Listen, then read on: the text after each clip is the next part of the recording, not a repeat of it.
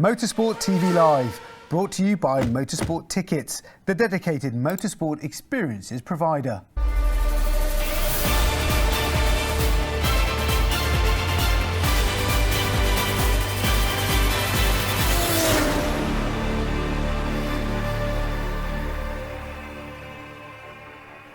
Hello and welcome to Motorsport TV Live. I'm Diana Binks with all the latest motorsport news.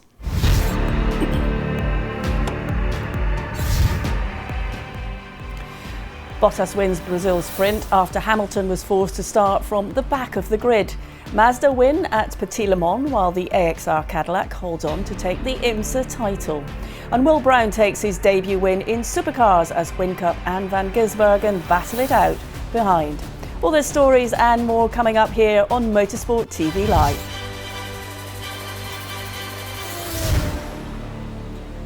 Valtteri Bottas put in a commanding performance to win the F1 Sprint in Brazil after taking pole position for today's Grand Prix.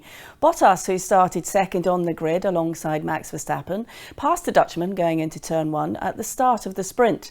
Bottas remained in the lead until the checkered flag, with Verstappen finishing second and Sainz in third for Ferrari. Lewis Hamilton was forced to start from the back after being disqualified from qualifying due to a technical infringement, and more on that in a moment. Despite the setback, the current champion managed to pass 15 cars in 24 laps to finish in 5th place. So here is how the grid will line up for the Brazilian Grand Prix. Bottas and Verstappen on the front row. Verstappen leads the championship by 21 points.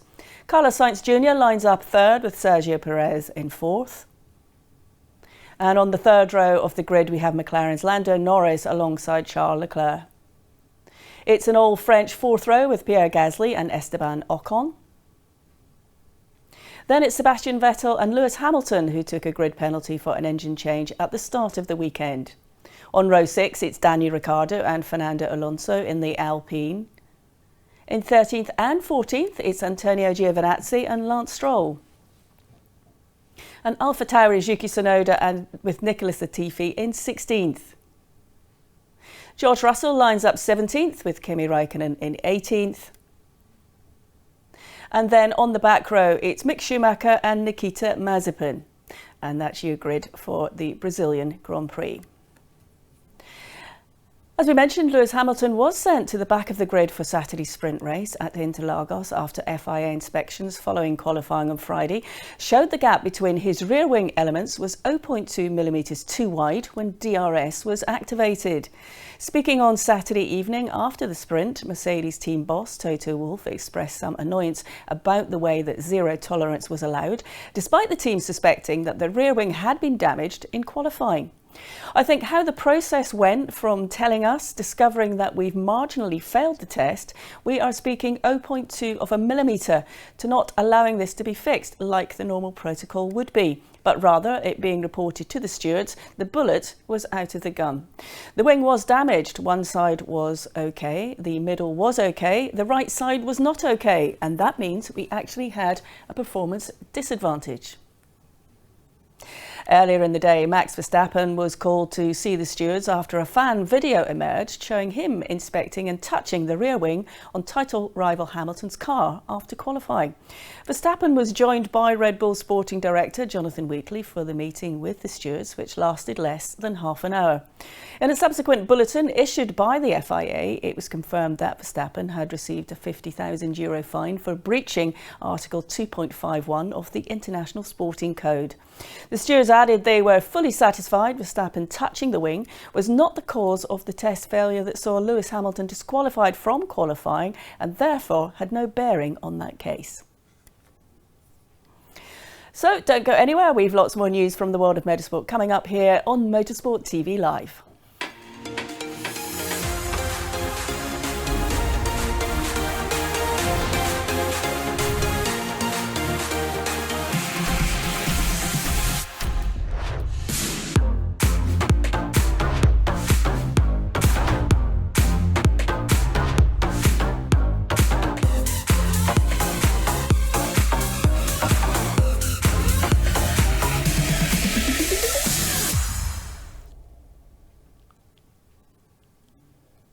Harry Ticknell brought the number 55 Mazda across the line for a win in its last race, together with Jonathan Bomarito and Oliver Jarvis at the 2021 Petit Le Mans at Road Atlanta.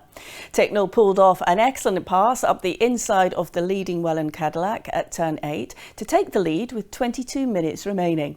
In the closing stages of the race, Felipe Nasr in the AXR Cadillac had to hold off a rapidly closing Ricky Taylor in the Wayne Taylor Racing Acura for what would be the battle for the overall championship win. Taylor attempted to pass going into turn 10, which resulted in a trip to the gravel, momentarily taking the lead but then having to hand position back. Ticknell eventually brought home the 55 Mazda 3.2 seconds ahead of the AXR Cadillac and 3.7 seconds ahead of the Wayne Taylor Acura. This meant that the Cadillac crew of Nasr and Pipo Derani took the overall IMSA championship, with the number 10 Wayne Taylor Racing crew winning the Michelin Endurance Cup. Will Brown took his debut sports car win for Erebus at Sydney Motorsport Park as Jamie Whincup and Shane van Gisbergen battled it out for second and third. That should have left him vulnerable to early pace setters Jamie Whincup and Shane van Gisbergen late in the race, as they stopped on laps 16 and 19 respectively for 3 new tyres each. That's exactly how it should have played out in the final stint, with the Triple Eight pair showing enough pace to run down Brown's 6-second lead. However, an epic intra-team battle between the two Red Bull drivers slowed that progress, Whincup ignoring calls from the pits to let van Gisbergen past and even running his Kiwi teammate wide several times as they bashed doors. Brown eventually crossed the line only 0.3 of a second ahead of Whincup to take victory. Honda has announced Paul Espargaro will not take part in Sunday's 2021 MotoGP season finale at the Valencia Grand Prix, following a heavy crash on Saturday. The Spaniard landed heavily on his back and needed to be stretchered off track by marshals before he was taken to the medical centre for checks. Initial scans showed no major injuries, but he was in considerable pain from some bruising. He was declared unfit to take part in the rest of Saturday's sessions and will now not race, as both he and Honda have taken the decision to focus on the Jerez post-season test next week. Honda has already had a major setback in its pre-season plans, owing to Marc Marquez's vision issues following a concussion, which have ruled him out of the final 2 rounds as well as the Jerez test. But both Marquez and Espargaro are out of action for Sunday's race. It will mark the first time since the 1992 Dutch TT that no factory Honda team will line up on the grid. Now that's all for now. I'm Diana Binks. Join us again here on Motorsport TV Live for all the latest news from the world of motorsport. But for now, bye-bye.